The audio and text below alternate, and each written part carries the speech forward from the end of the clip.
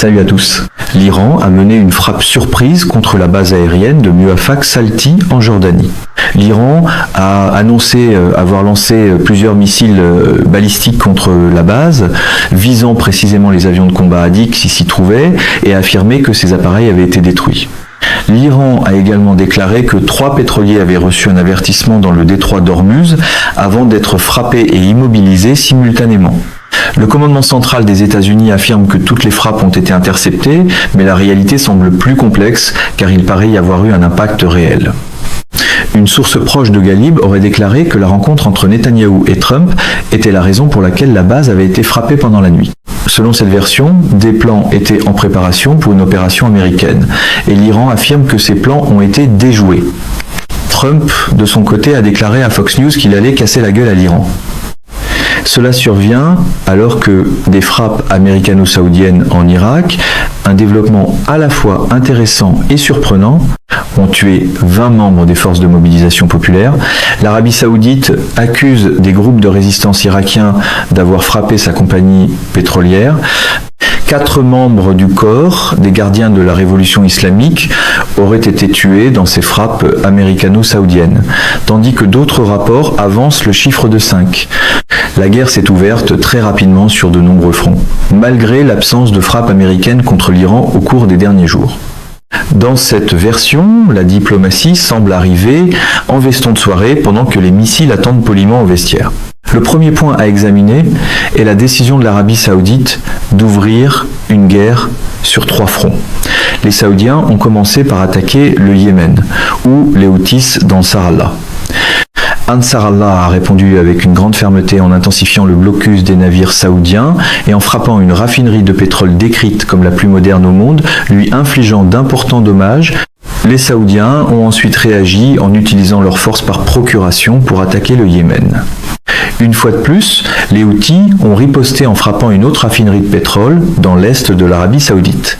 Mais les Saoudiens ont accusé les Irakiens. Les Irakiens ont ensuite été attaqués par les États-Unis et l'Arabie saoudite. Le groupe visé fait officiellement partie du gouvernement irakien, de sorte que les États-Unis et l'Arabie saoudite commettent de fait un acte de guerre contre la nation irakienne. L'Irak va répondre et exercer des représailles. L'Arabie saoudite s'est placée dans une situation où elle offre un grand nombre de cibles susceptibles d'être frappées.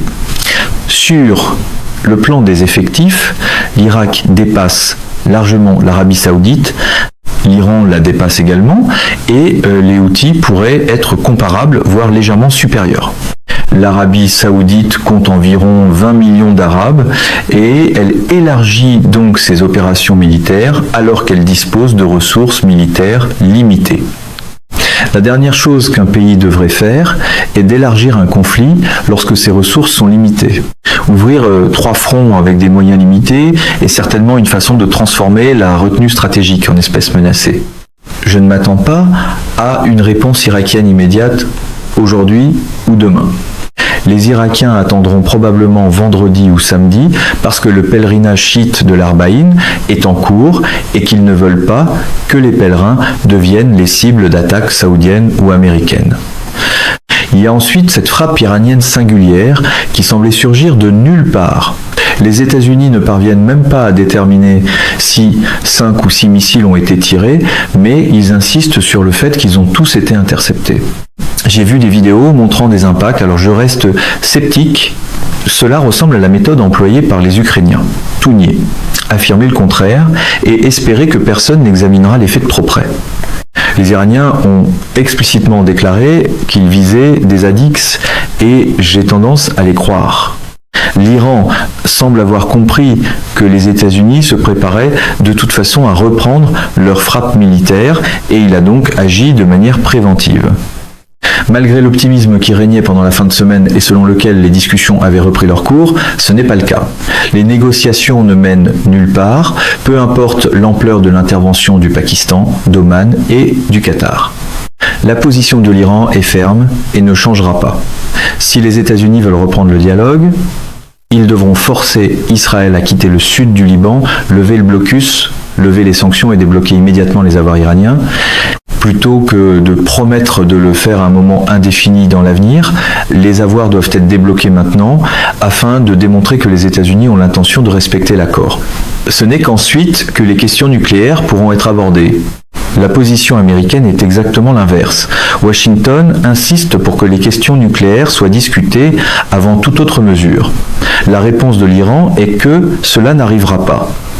Les négociations ressemblent donc à une addition de café dont tout le monde discute, mais que personne n'a l'intention de payer. J'irai même plus loin. Il y a un an, j'avais averti que les conflits en Ukraine et en Asie du Sud-Ouest avaient une forte tendance à s'étendre au-delà des massacres meurtriers ou génocidaires de Palestiniens à Gaza. La possibilité que ces terres de guerre se rejoignent, s'allongent et se métastasent ne pouvait que croître chaque jour, car la guerre touche les frontières, les populations qui y vivent et d'autres personnes indirectement affectées par ses conséquences. En Europe, le conflit possède un potentiel énorme de propagation, depuis les frontières nord de la Finlande jusqu'à l'Espagne, la Grèce et d'autres pays qui finiront par subir le poids de la guerre en Europe centrale. Les guerres, surtout lorsqu'elles sont menées par des idiots et des imbéciles, se propagent d'une manière que personne n'avait imaginée au départ. Les deux théâtres centraux actuellement actifs, l'Asie du Sud-Ouest et l'Ukraine, commencent à se connecter et à se métastaser. Zelensky semble croire qu'il a l'occasion de revenir dans les bonnes grâces de Trump ou dans celles de Trump et des Européens en s'engageant dans la guerre en Asie du Sud-Ouest d'une manière qui, selon lui donnera une image favorable. D'autres acteurs régionaux sont également entraînés dans ces conflits par des événements auxquels ils ne peuvent pas ne pas répondre. Dans ce salon géopolitique, changer de chaise semble être confondu avec le fait de changer la musique.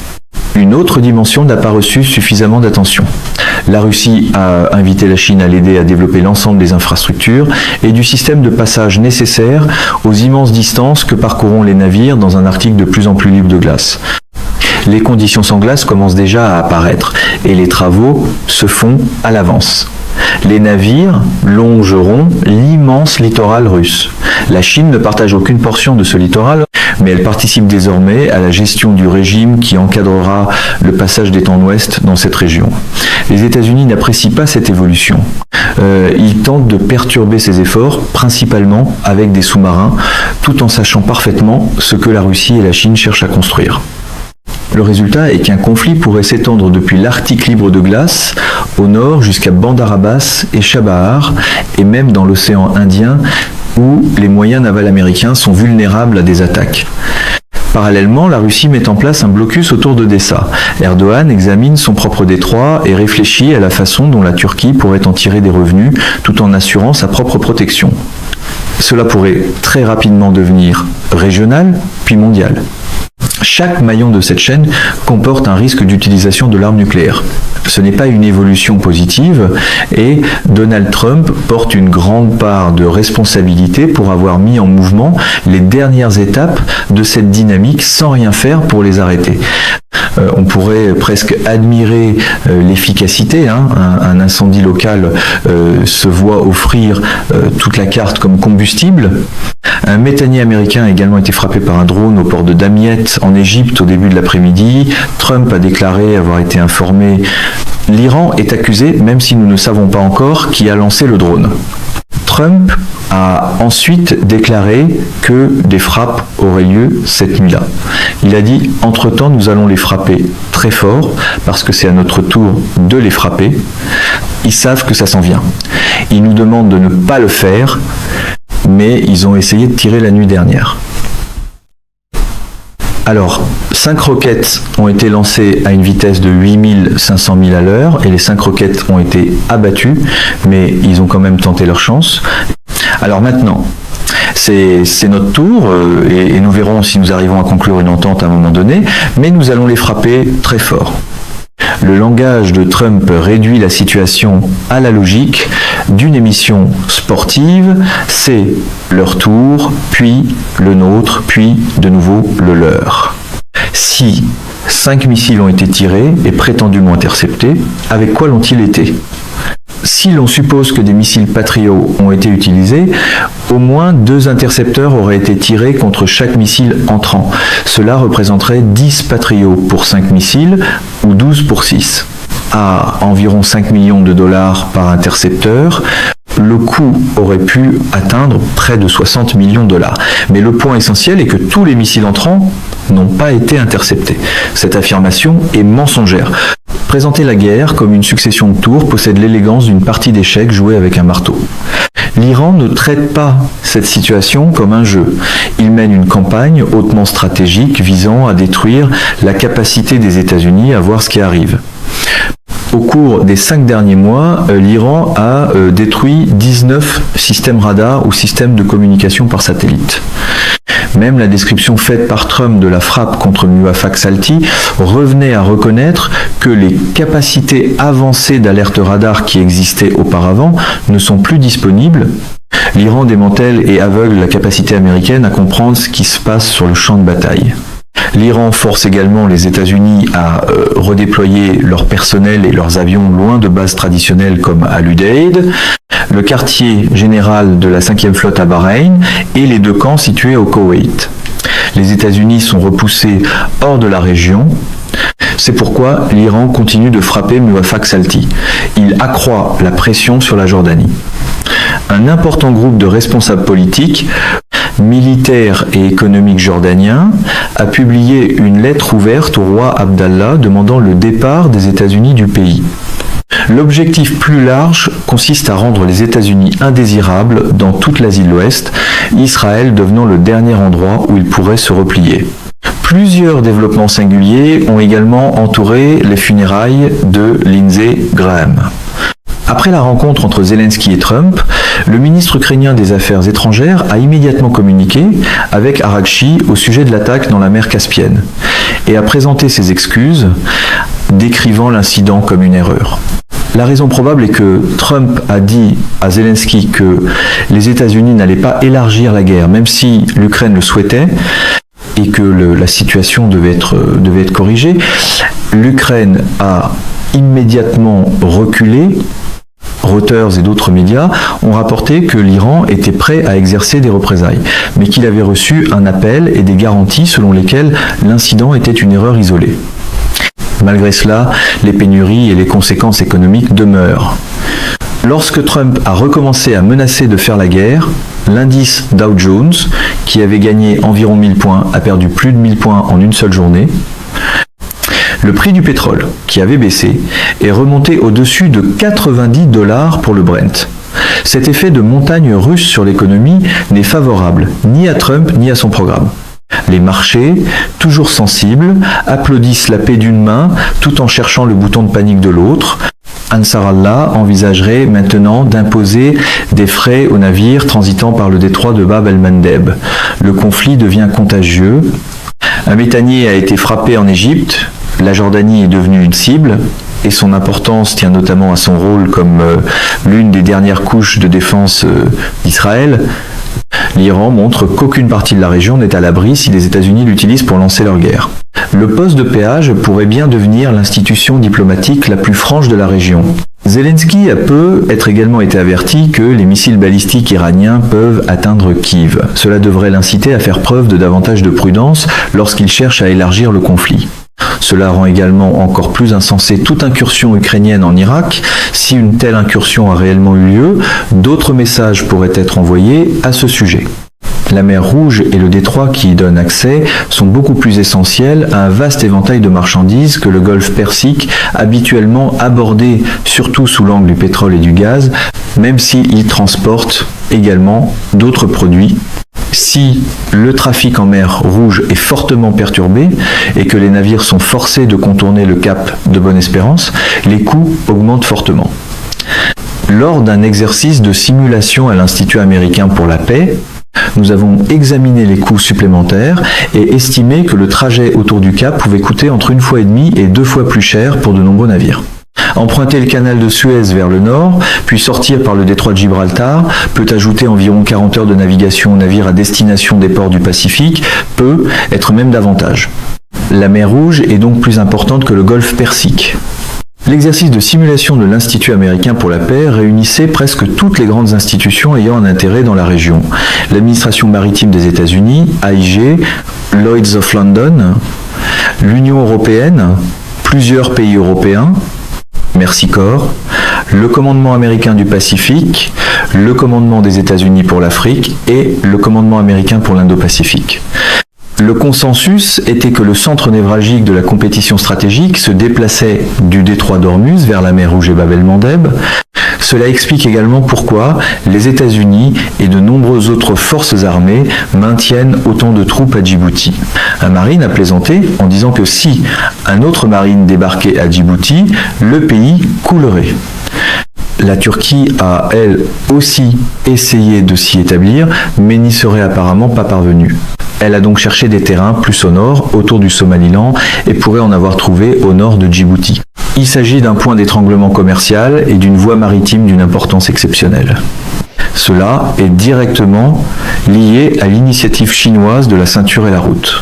Cette initiative comprend des chemins de fer dont les avantages économiques et la rapidité peuvent transformer entièrement la nature du commerce mondial en faisant passer celui-ci d'un système principalement maritime à un système principalement terrestre.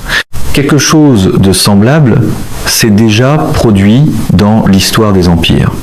Il y a environ 2000 ans, des populations se sont lassées de payer les tarifs presque pirates imposés par les Portugais et d'autres puissances qui contrôlaient les routes maritimes de la même manière que les États-Unis le font aujourd'hui.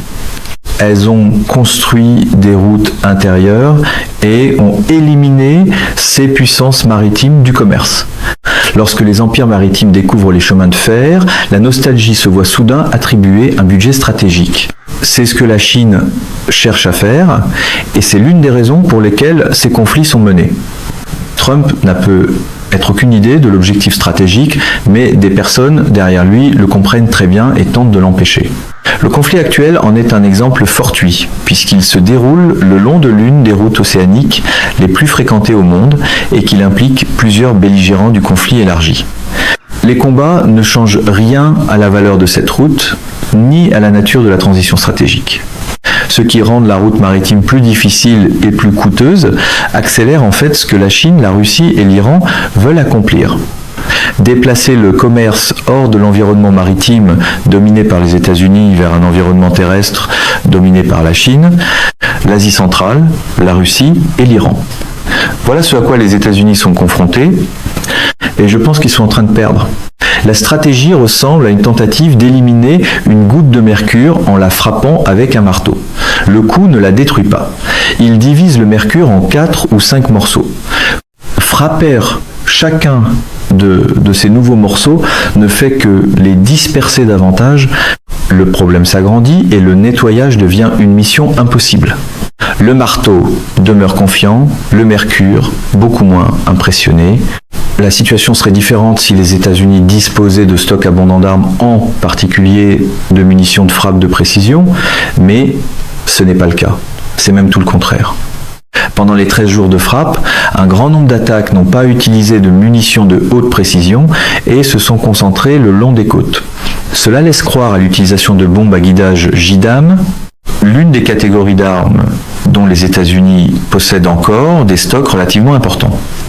Une JDAM est une trousse de guidage fixée à une bombe conventionnelle non guidée, lui donnant essentiellement des ailes pour qu'elle puisse planer.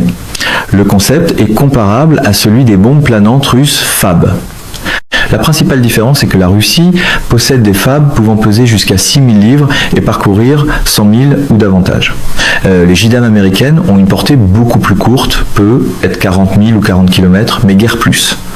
Cela aide à expliquer pourquoi les frappes avaient lieu le long des côtes plutôt que profondément à l'intérieur du territoire iranien. Les États-Unis ont maintenant moins de capacité à projeter leur puissance et moins de capacité à maintenir cette projection. Ce sont deux éléments essentiels.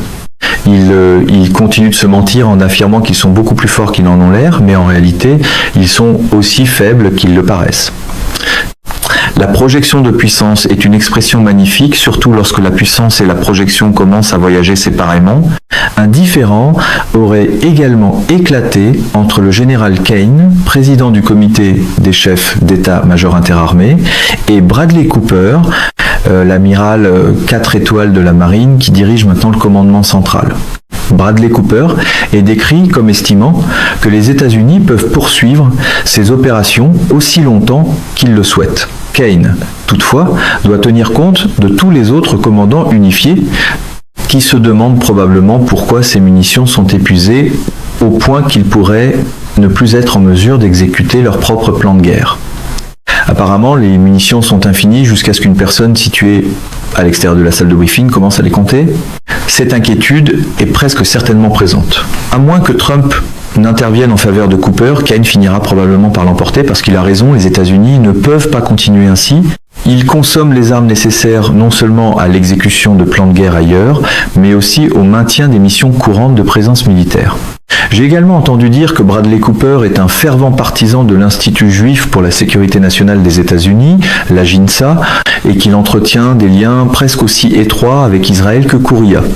Il n'est pas souhaitable qu'Israël influence des responsables à un tel niveau et oriente leurs décisions.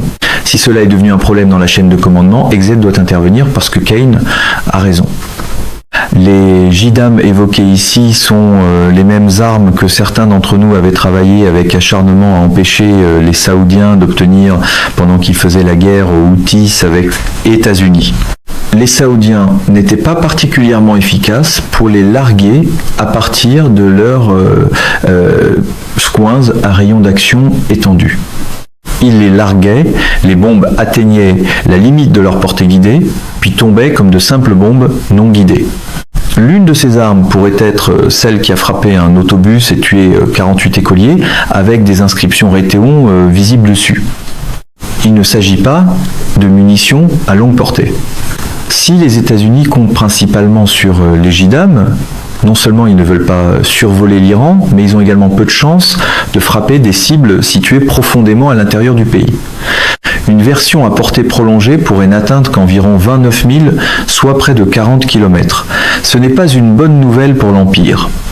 Un empire armé de trousses de vol planées à courte portée ne manque pourtant jamais de déclarations à longue portée. Selon certaines prévisions, ou du moins des rumeurs persistantes, les États-Unis tenteront de frapper plus profondément en Iran cette nuit, malgré les avertissements déjà formulés.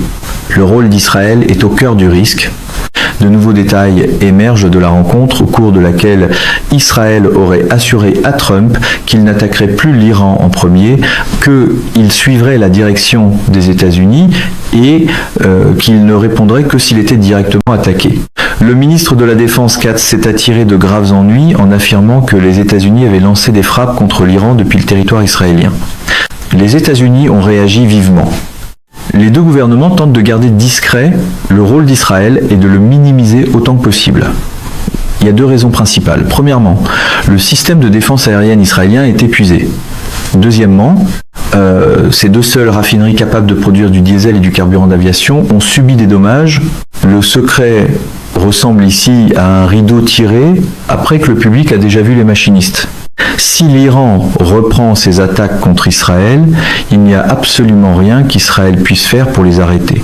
Israël subirait de lourds dégâts et certains de ces dommages seraient durables. Il ne pourrait pas simplement minimiser les destructions en affirmant qu'elles seront réparées. Certaines pourraient même ne pas être réparables du tout.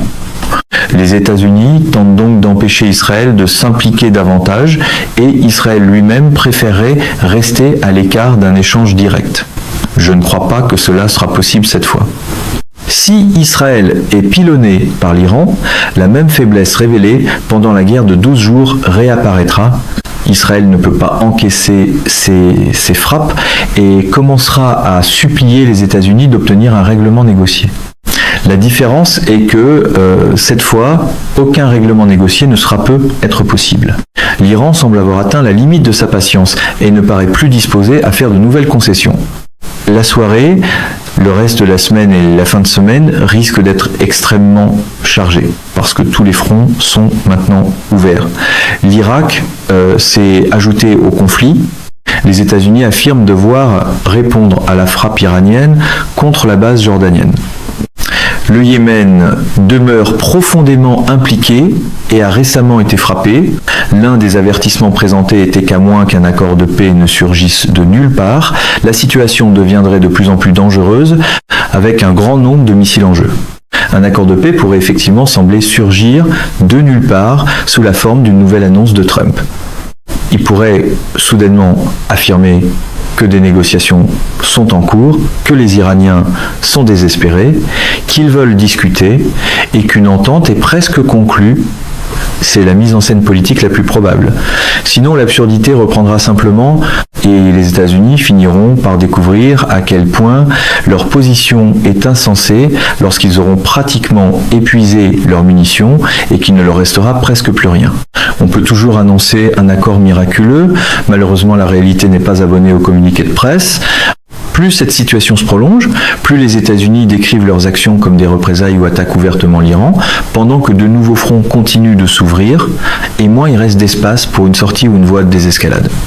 Du point de vue d'une puissance hégémonique, davantage de conflits, de guerres et de chaos rendent un retrait moins probable. L'inévitabilité apparente est la guerre. Mais la question essentielle demeure: une guerre menée avec quelle capacité de projection de puissance? Les États-Unis ne disposent pas de ressources illimitées. Leur capacité à déclencher une guerre, à la soutenir et à y mettre fin s'est radicalement réduite.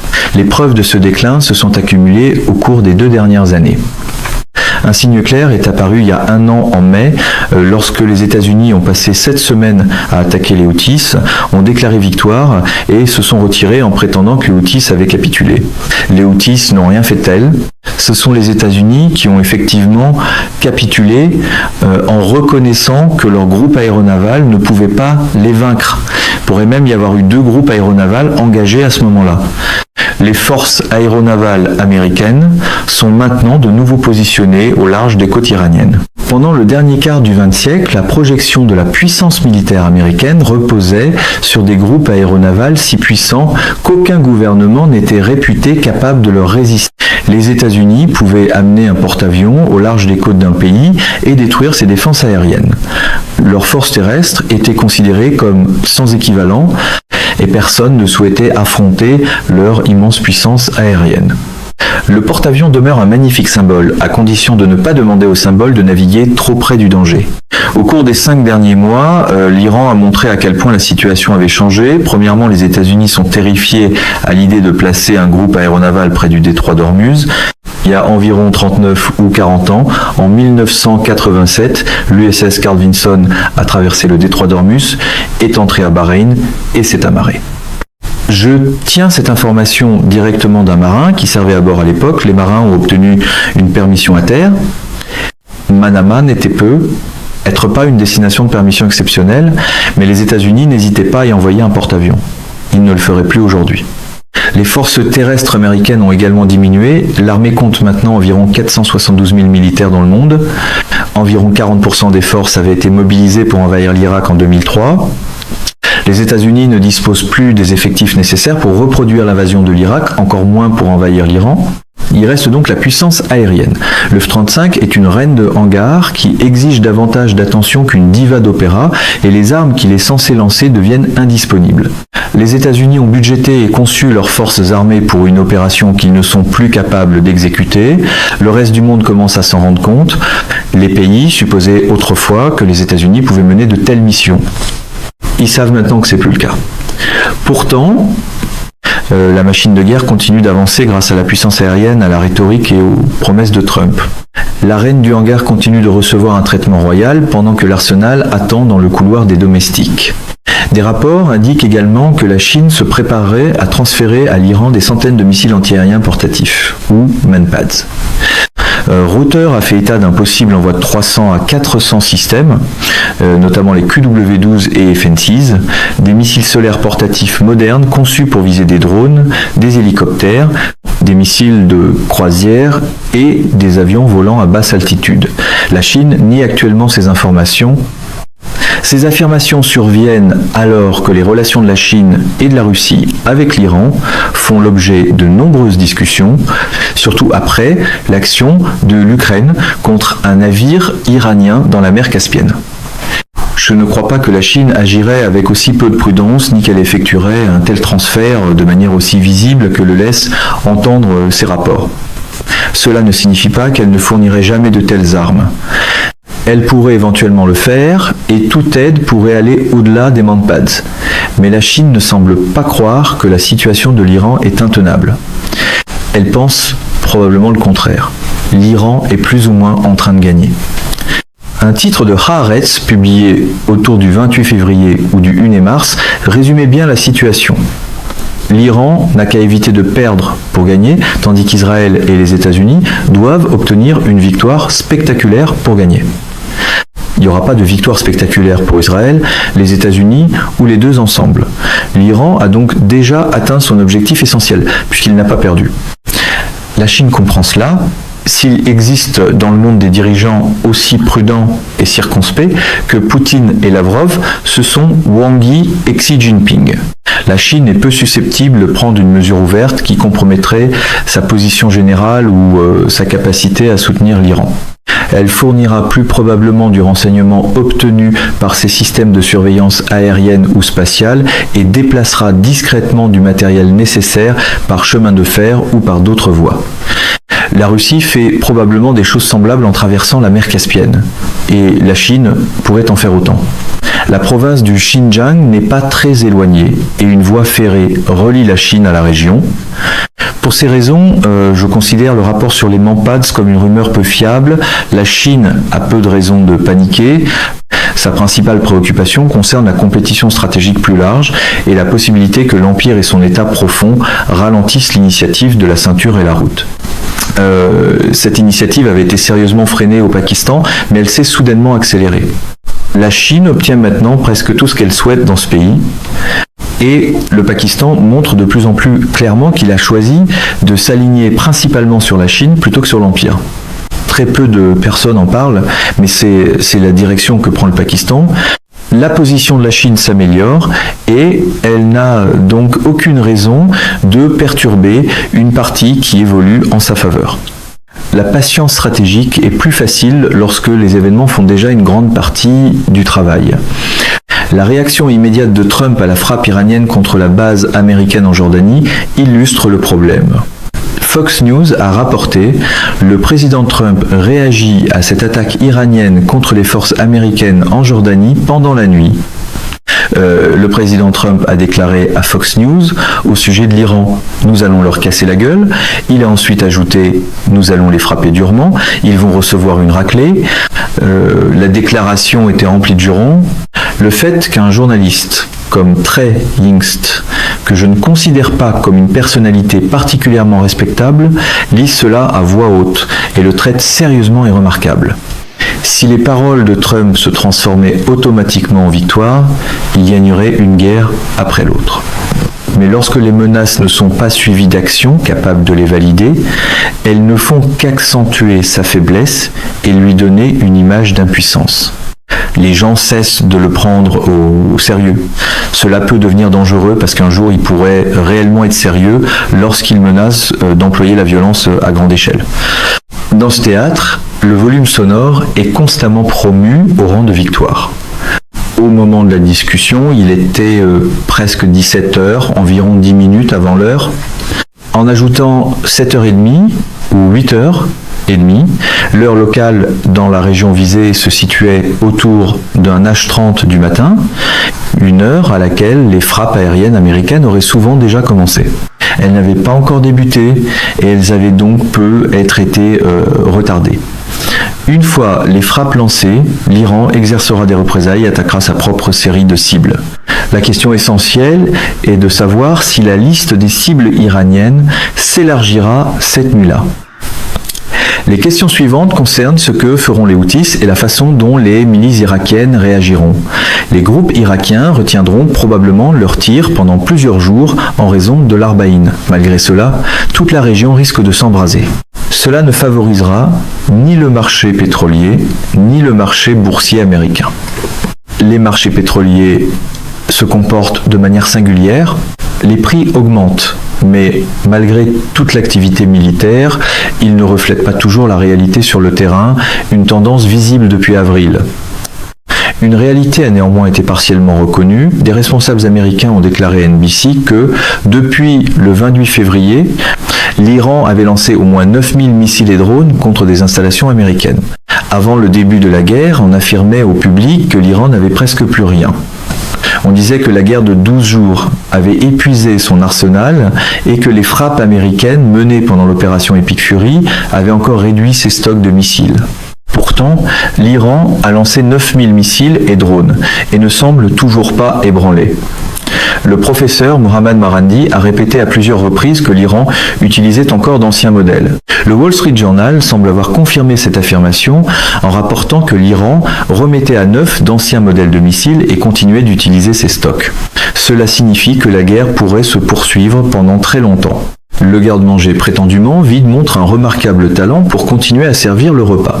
D'après les quelques contacts qu'il me reste dans la communauté du renseignement, dont la plupart sont maintenant à la retraite, l'agence estime qu'environ 60% de l'inventaire iranien demeure utilisable. Si l'Iran a tiré environ 40% de son arsenal, les 60% restants peuvent être estimés à partir du nombre déjà lancé. Je pense que ce chiffre est probablement proche de la réalité. J'entends également dire que Netanyahou reçoit une évaluation semblable de la part des services de renseignement israéliens. L'Iran possède encore au moins la moitié et peut être davantage de ce qu'on estimait qu'il avait avant la guerre. Des personnes ayant une connaissance beaucoup plus directe de la situation affirment également que l'Iran construit davantage d'armes sous terre. Cette production souterraine est l'élément essentiel. Les États-Unis et les services de renseignement occidentaux ont eu de la difficulté à évaluer la véritable capacité balistique de l'Iran, parce que le système est souterrain. Il faudrait une source humaine fiable, et la CIA était médiocre pour recruter de telles sources. Quels que soient les succès obtenus par Israël, je ne crois pas qu'il ait réussi à infiltrer efficacement les installations souterraines connues sous le nom de villes de missiles. Les usines souterraines ont la fâcheuse habitude d'ignorer les discours prononcés à la surface. Ces installations ne sont pas limitées aux missiles balistiques, l'Iran y possède également des drones, des embarcations et des mines. Le projet a commencé il y a environ 23 ans, autour du début de l'invasion américaine de l'Irak, lorsque l'Iran a conclu qu'il pourrait être le prochain sur la liste et qu'il devait se préparer. Il se prépare depuis ce moment. Peu importe ce que l'Iran a déjà utilisé, il peut poursuivre la construction souterraine et la fabrication de missiles, parce que son réseau d'approvisionnement demeure intact. Sa chaîne d'approvisionnement avec la Chine n'est pas menacée. L'Iran possède les compétences techniques et les matières premières nécessaires. C'est pourquoi il peut continuer pendant longtemps. Même les détails de base concernant certaines frappes demeurent incertains. Nous entendons parler de lancement de missiles et on nous dit qu'il s'agit de missiles balistiques, mais aucune preuve n'est souvent présentée. Dans le cas le plus récent, il existait des preuves d'au moins un impact. Des missiles Patriot ont été vus en train d'être tirés, mais aucune preuve ne montrait qu'ils avaient intercepté les armes entrantes. L'Iran utilisait peut-être d'anciens missiles pour continuer à épuiser les systèmes de défense aérienne américains avant de lancer quelque chose de plus puissant. Nous ne le savons pas, mais ce sont les questions qui devraient être posées. Quelle que soit la réponse, les frappes iraniennes semblent calculées et stratégiques plutôt que réactives. La nuit précédente l'a clairement démontré. Beaucoup les ont qualifiées d'attaques surprises parce que personne ne s'attendait à ce que l'Iran prenne une telle mesure pendant l'accalmie. Mais l'Iran répète que la guerre n'a jamais pris fin et qu'il considère le blocus lui-même comme un acte de guerre. Trump et Netanyahou se sont également rencontrés en marge des funérailles de Lindsey Graham lors de ce qui a été décrit comme une réunion de partage de renseignements. Netanyahou aurait apporté des renseignements destinés à appuyer l'effort de guerre. Du point de vue iranien, cela constituait un autre signal clair que la guerre se poursuivait. Quant à savoir si les renseignements fournis par Bibi Netanyahou devraient être crus, il faut également se demander s'il recueillait des renseignements à l'intérieur du bureau ovale. Israël semble parfois plus efficace dans ce domaine que dans d'autres.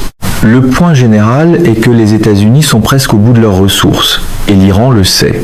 La position logistique de l'Iran est solide. Une voie ferrée part d'une ville montagneuse située à l'est de Téhéran et rejoint directement Téhéran. La mer Caspienne ne se trouve qu'à environ 100 ou 110 km, ou peut être à cette distance en 1000 marins. Téhéran n'est peu. Être pas en soi le principal centre logistique, mais la géographie montre l'ampleur de la capacité logistique disponible pour maintenir l'Iran dans le combat. Les guerres ne sont pas gagnées par les généraux, elles sont gagnées par les logisticiens. L'Iran dispose d'un approvisionnement pratiquement inépuisable pour une grande partie de ceux dont il a besoin, notamment les matériaux nécessaires à la production continue de missiles balistiques sous terre. On me dit que le système de production est largement autonome, même s'il nécessite certainement certains éléments externes, et ces éléments continuent d'arriver. La logistique est le serveur que l'histoire appelle seulement après que les généraux ont commandé plus que ce que la cuisine peut servir. Un adversaire confronté à un tel système ne le vaincra pas avec les ressources limitées qu'il reste aux États-Unis. Ce qu'il reste aux États-Unis est peu important. Israël n'a pas beaucoup plus de moyens disponibles. Si l'Iran décide de frapper Israël durement, rapidement, partout, et avec tout ce qu'il possède, Israël pourrait pratiquement cesser d'exister.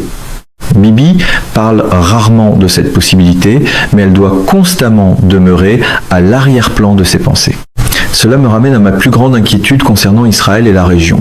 Quelqu'un pourrait utiliser une arme nucléaire. La logique pourrait ressembler à celle des personnes qui ont sauté de la montagne, alors que la Légion romaine se trouvait en bas. Le facteur déterminant ultime de cette guerre sera toutefois probablement l'économie. Il existe déjà une pénurie mondiale de diesel et de carburant d'aviation. Cette pénurie ne pourra pas être résolue avant la réouverture du golfe Persique, et elle est particulièrement grave en Asie.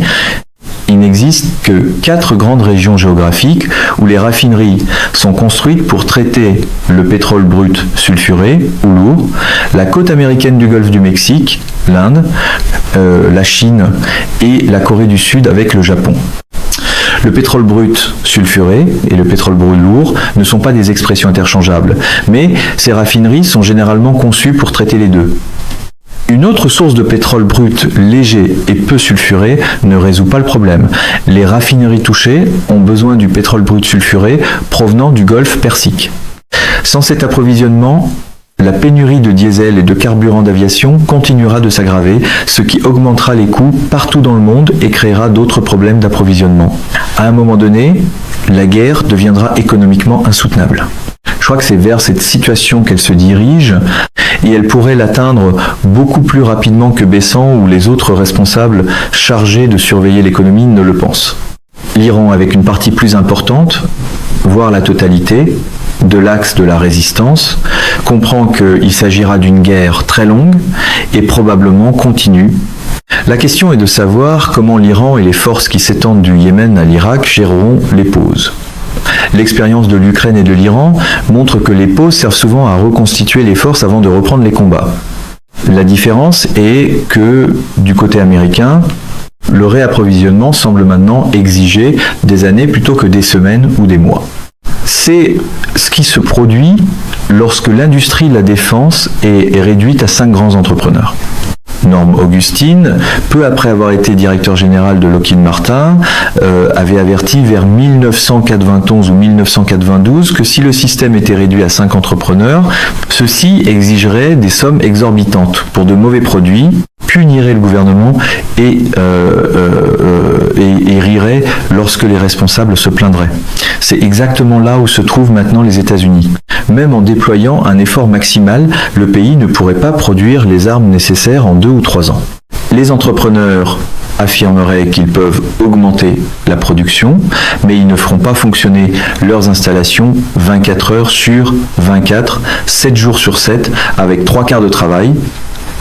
Ils continueront à faire ce qui est nécessaire pour rémunérer les actionnaires et s'attribuer des millions de dollars. Les usines ne fonctionnent peu, être pas jour et nuit, mais les factures, elles, semblent admirablement infatigables. Une comparaison entre les dirigeants des grandes sociétés industrielles américaines, notamment dans les secteurs de l'acier et de l'automobile, et ceux des 6 plus grands entrepreneurs de la défense montrent l'écart. Les dirigeants de l'industrie de la défense reçoivent environ 2 fois plus de rémunération nette, 2 fois plus d'options d'achat d'actions et 3 fois plus sous d'autres formes de rémunération. Leurs revenus sont extraordinaires. Une grande partie du budget de la défense leur revient, ainsi qu'à leurs actionnaires et à d'autres personnes liées à des entreprises comme RTX, Lockheed Martin, Boeing et Grumman. Le budget de la défense semble avoir découvert que la gravité s'applique avec moins de rigueur à la rémunération des dirigeants. Les États-Unis ne pourraient probablement pas reconstituer suffisamment leurs forces pour mener une autre guerre majeure avant 3 ans.